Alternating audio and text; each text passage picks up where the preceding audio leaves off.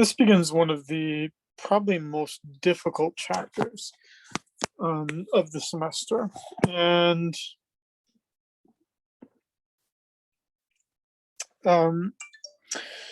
it gets to be a bit theoretical.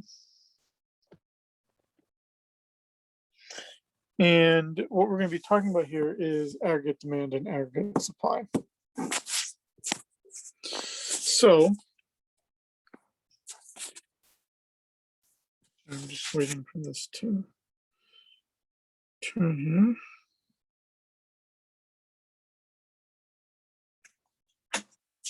Okay. So what we are, the reason why we want to understand aggregate demand, aggregate supply is one of the things that we already learned is that the economy fluctuates over time.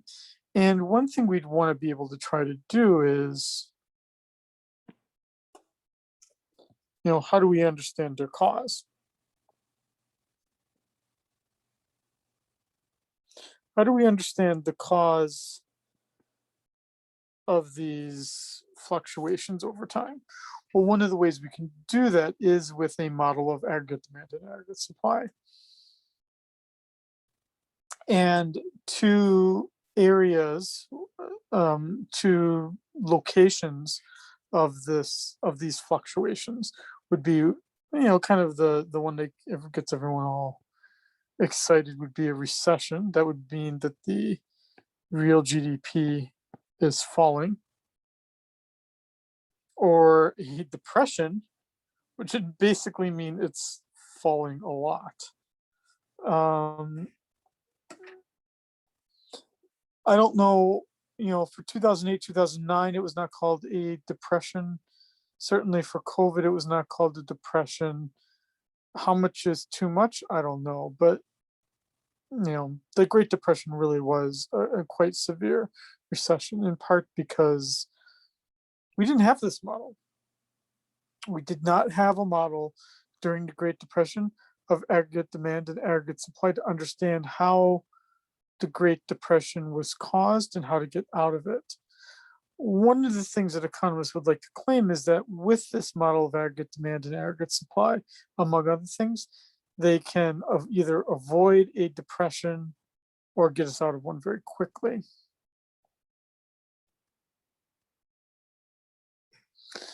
The thing is about these fluctuations in the economy, what's more popularly known as a business cycle, is that, dude, it's totally unpredictable.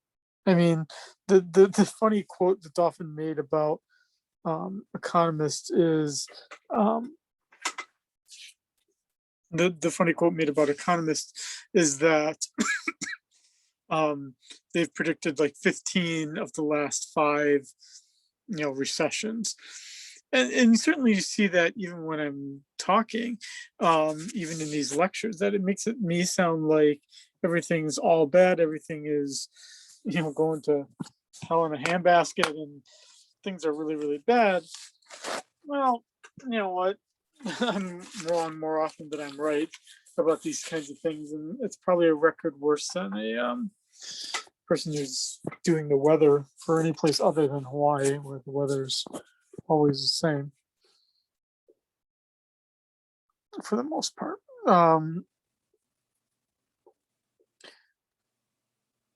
Although with a recession, we're looking at the real GDP and how it's changing over time. For the most part, the other statistics are also changing in the same degree, meaning inflation. Let's put it on the page.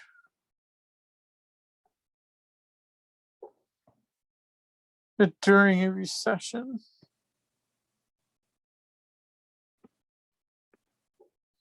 certainly real GDP is falling. If real GDP is falling,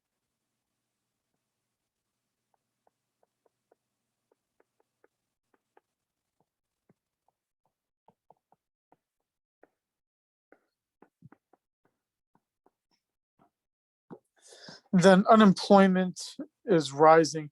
Now, I added into this not in the labor force because to some extent, you could find a reduction in the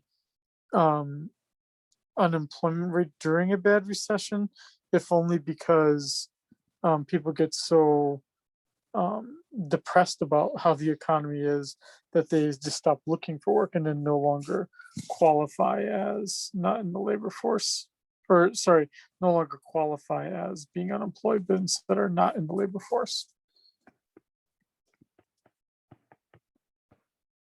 And that inflation generally is going to go down during a recession.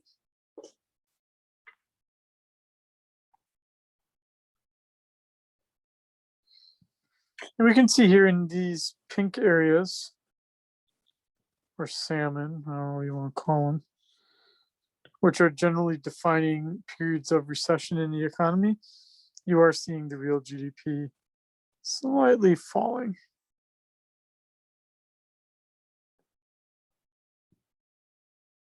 During these time periods, except this one.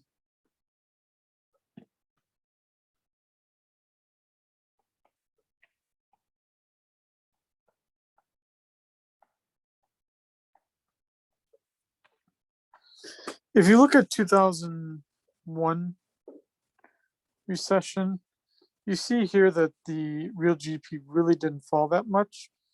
And that's largely because Alan Greenspan, who was Federal Reserve Chairman at the time, dramatically increased the money supply, thus fueling a housing boom that ultimately went bust during the 2008-2009 crisis.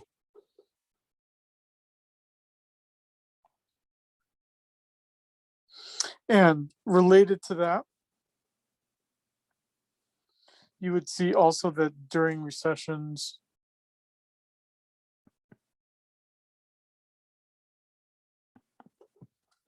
confidence is falling.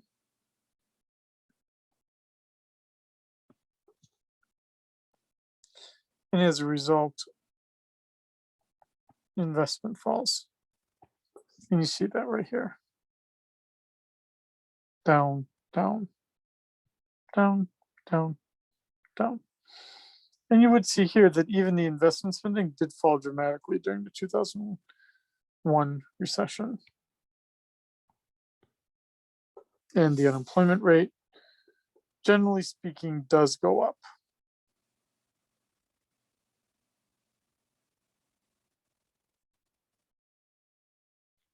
This point right here, I believe was 10.2%. I think. That's our highest since the Great Depression. Even the 2009, 2008, 2009 crisis was not as high as back in the early 1980s. I remember my father being unemployed at that point. Well, everyone was, I think. Well, not everyone. 10%, over 10%.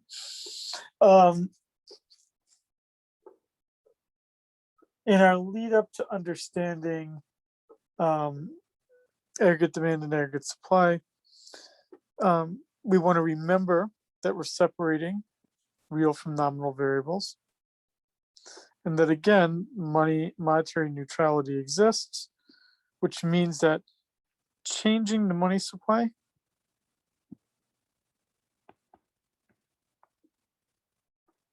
does not change real variables.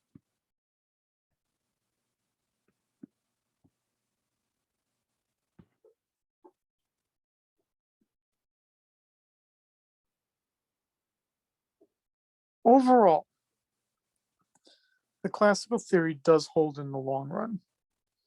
What this means is that, this is very important, is that again, changing the money supply or engaging basically in monetary policy, changing the money supply does not fundamentally alter the economy. I'll repeat that again. Changing the money supply does not fundamentally alter the economy. What fundamentally alters the economy is more resources, more productivity, better technology. But certainly not changing the money supply. Changing the money supply changes the nominal variables, changes inflation.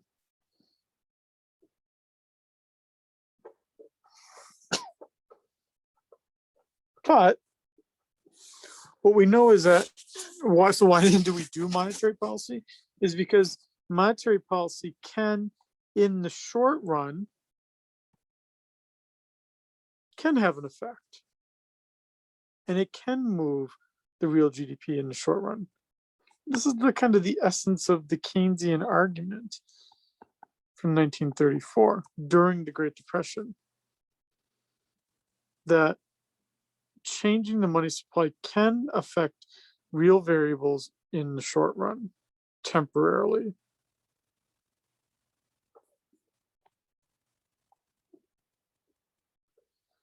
And that's what we get here.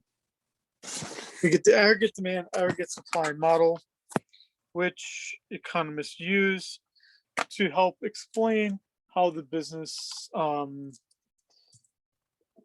cycle exists.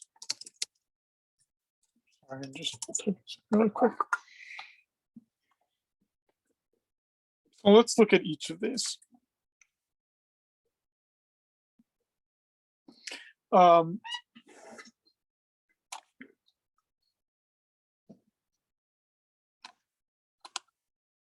The aggregate demand model. What it's going to do is it's going to show the quantity of goods and services for the economy as a whole.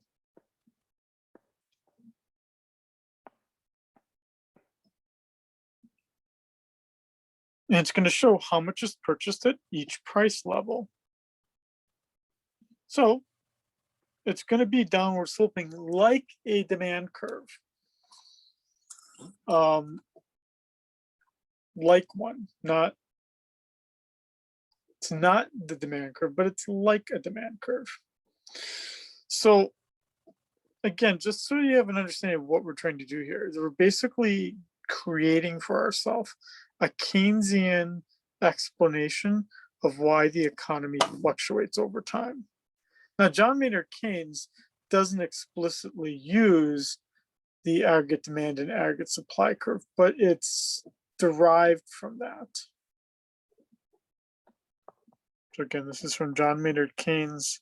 I think it's 1934. He writes the book. Sorry, I'm just looking at it online here. 1936. That's close. General Theory of Employment, Interest, and Money. It basically creates modern, well, at the time, modern macroeconomics, but it really does create macroeconomics as a field to help understand the situation of in part to understand the explanation, to explain the Great Depression, building from this idea that existed before Keynes, that basically economies fix themselves. Any fluctuations are automatically removed. And General Theory by John Maynard Keynes, using in some sense the theory of aggregate demand and aggregate supply, gets rid of this, discards this.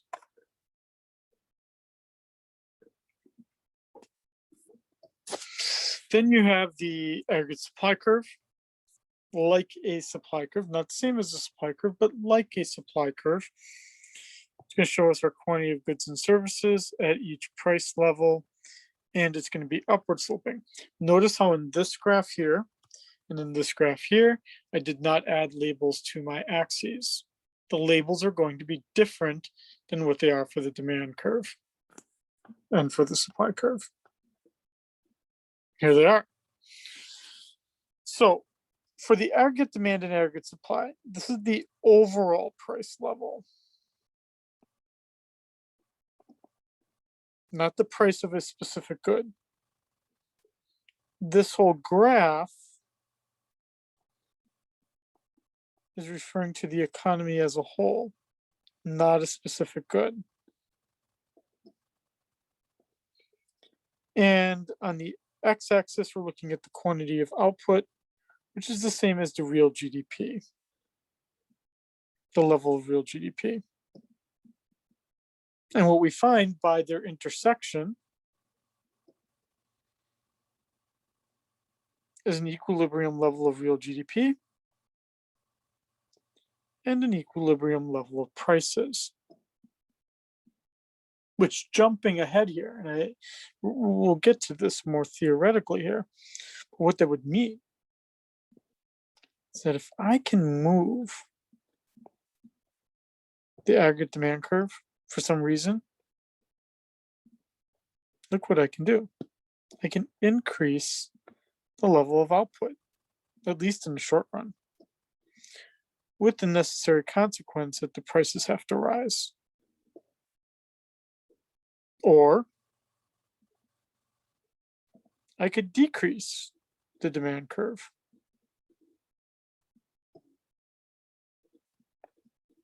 Or decrease supply,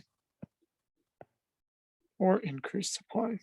But you get an idea that I could do, with this model, I could now do different things to adjust my equilibriums. Let's look at what the equation is for the demand curve. The aggregate demand curve has the equation of what our GDP is. C plus I plus G plus NX. And it's downward sloping, but now it's downward sloping for 3 reasons. It's not downward sloping because of the law of demand. Rather, it's downward sloping because of 3 effects: the wealth effect, the interest rate effect, and the exchange rate effect.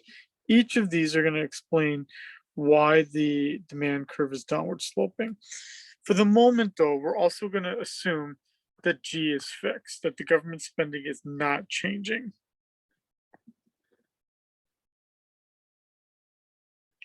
So let's start with the wealth effect.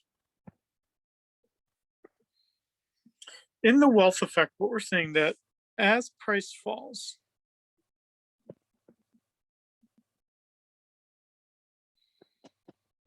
that basically people feel wealthier. And if they feel wealthier, they spend more money.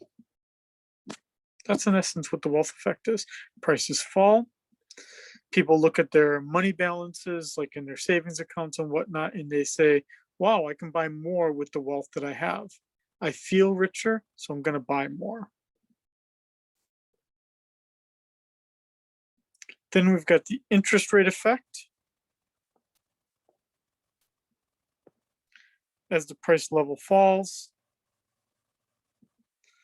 then people spend more money on investment goods, houses, other things. So as price level falls, the interest rate falls, and as the interest rate falls, people buy more investment goods.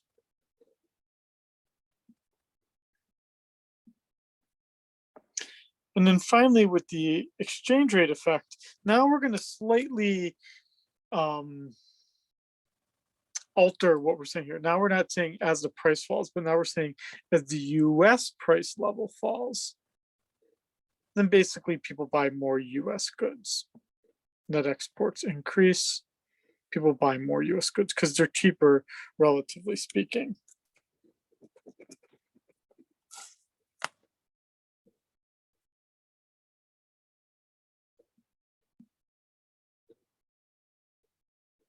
So this would be an important slide, slide 20. That overall, what we can say is that as the price level falls, these 3 things are happening simultaneously, leading to real GDP falling, sorry, not falling, rising.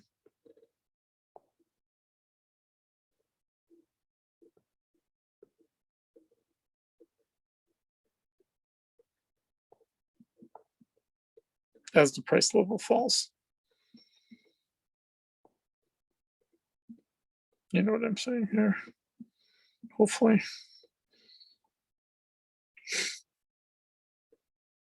And in the reverse, as the price level rises, real GDP falls. It's the exact opposite.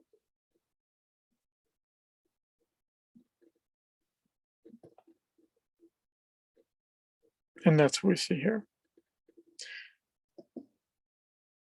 Start thinking about the third exam, the last exam, where it's not going to be all multiple choice and you're going to have to actually write some things out. Take note of the fact that these axis labels are different. And this would be the price level as a whole for all of the goods and the quantity of output for the entire economy. And that as the price level falls,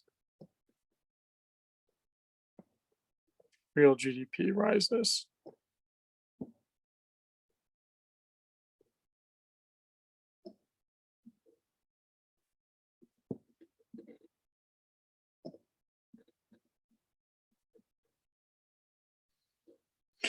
Now, how could I shift it? How can I shift the aggregate demand curve to change then the equilibrium?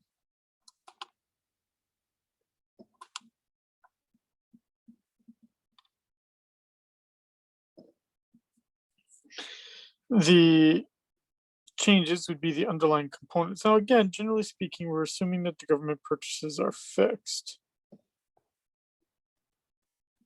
In a fiscal policy chapter, we can relax that, but basically change C, change I, or change NX will lead to a change in real GDP.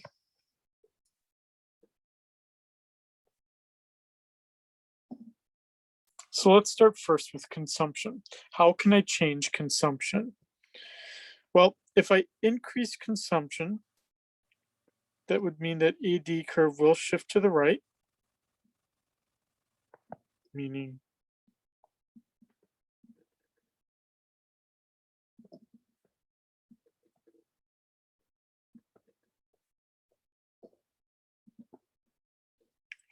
why would that happen? Well, we would have to change why people spend what they do, which would mean I could do things like change taxes. So if I reduced taxes, then people could spend more money. Or if their wealth levels change, and then they might feel more inclined to consume.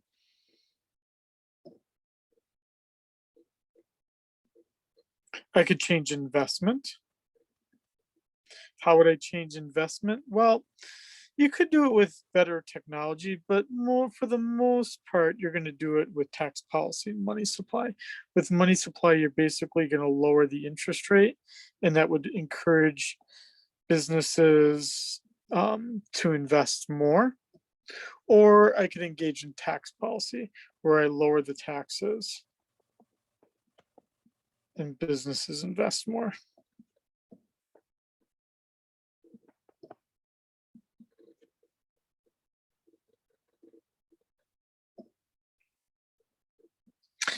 Again, I kind of crossed it out because we'll talk about this in fiscal policy, but the obvious thing we could try to do here, we're certainly seeing it during COVID. We just had passed a $1.9 trillion stimulus, which basically is an attempt to, AD was here, it's like big shift out here. Maybe that's what's needed. Maybe it's not. I'm not trying to pass judgment on that. I'm not smart enough to think I know what we need. But this is graphically what would seem to be going on.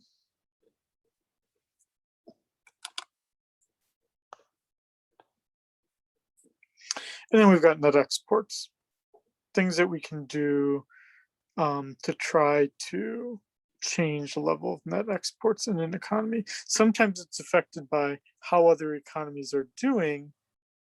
Other times what we can do is we can change trading policies. So this is sort of what the Trump administration was trying to do, is if you reduce Chinese imports, then maybe net exports to China increase. Maybe. I mean, most economists wouldn't think that's the case, but it's hard to say. Who's right and who's wrong? Okay, I'm not going to repeat these, but it's a good summary slide. Slide 28.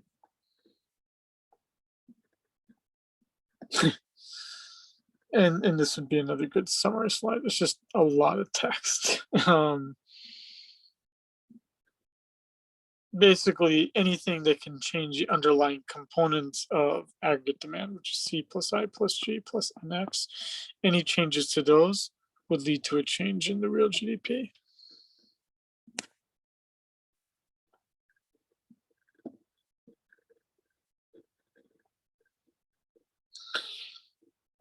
Now, let's look at the aggregate supply curve.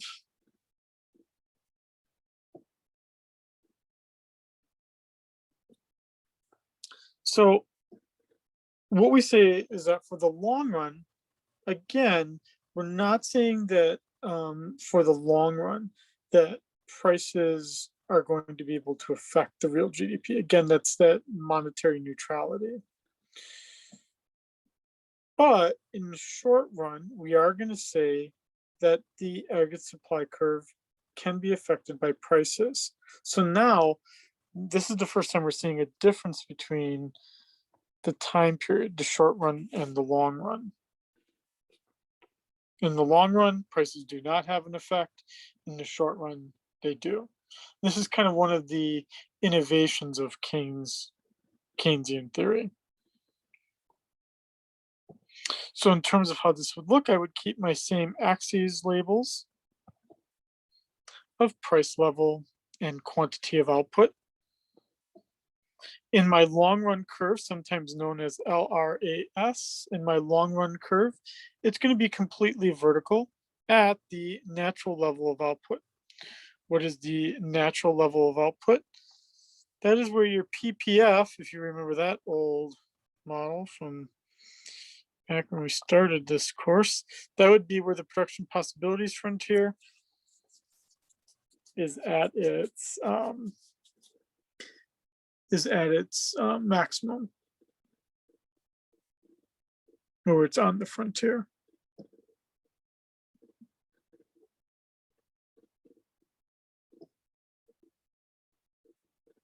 It's our full employment output, which would generally mean we'd have anywhere from 4 to 5% unemployment at that point.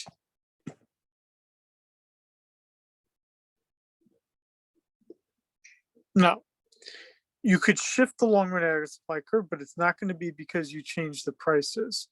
You're going to change the long run aggregate supply curve because you're changing something substantial about the economy, meaning you're changing the amount of workers you have, how much capital you have, how many resources you have, or what the technology processes are. Changing something fundamental about the economy. Now, when you can shift the long run aggregate supply curve to the right, that is transformational. How could I do that? Well, I take over another country, I change my immigration policies and make them more relaxed. We invent the internet, that kind of stuff. That all will shift the long run aggregate supply curve to the right. Also, I should say Japan is attempting to do this by encouraging women to have more children, families have more children. That would change labor supply. They give tax incentives for people to invest in more capital or discover new natural resources. We don't do this too often, but the most recent example we had of this was about a decade ago when on the mainland they started to frack oil. I don't know, it's like drilling horizontally or whatever to basically extract oil from land that they thought no longer had any oil.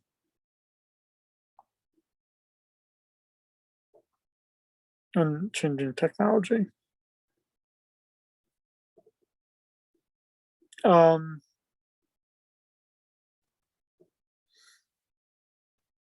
For this part here, I almost kind of think that the technological innovation we've had is the rise of the 1099 worker. The 1099 worker is a worker who isn't an employee of the company, rather they're an independent contractor. So like for Uber or DoorDash or any one of those kinds of internet companies where you are kind of doing their work, but you're not their employee.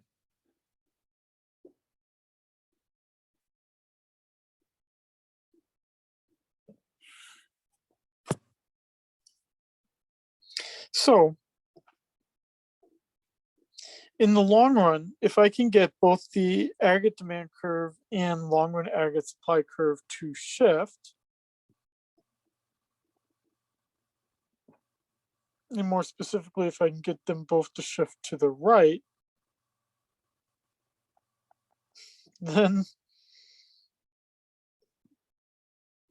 we've actually got a pretty strong economy. We're going to have some inflation, but some inflation is good. You want some inflation to exist. And you're basically going to have an economy where the output is growing. That would be a good thing to have. And you're going to see this here. So in the long run equilibrium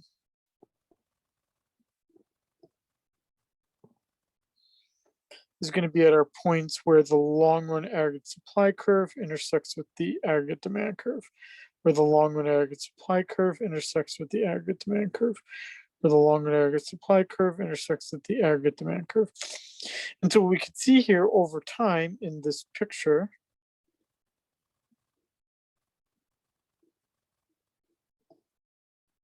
is that the economy is growing.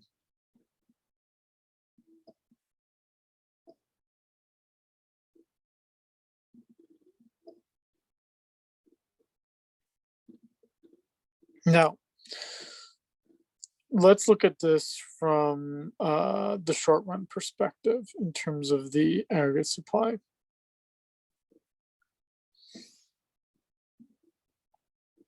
Sorry, I'll pause here just to drink some water very briefly.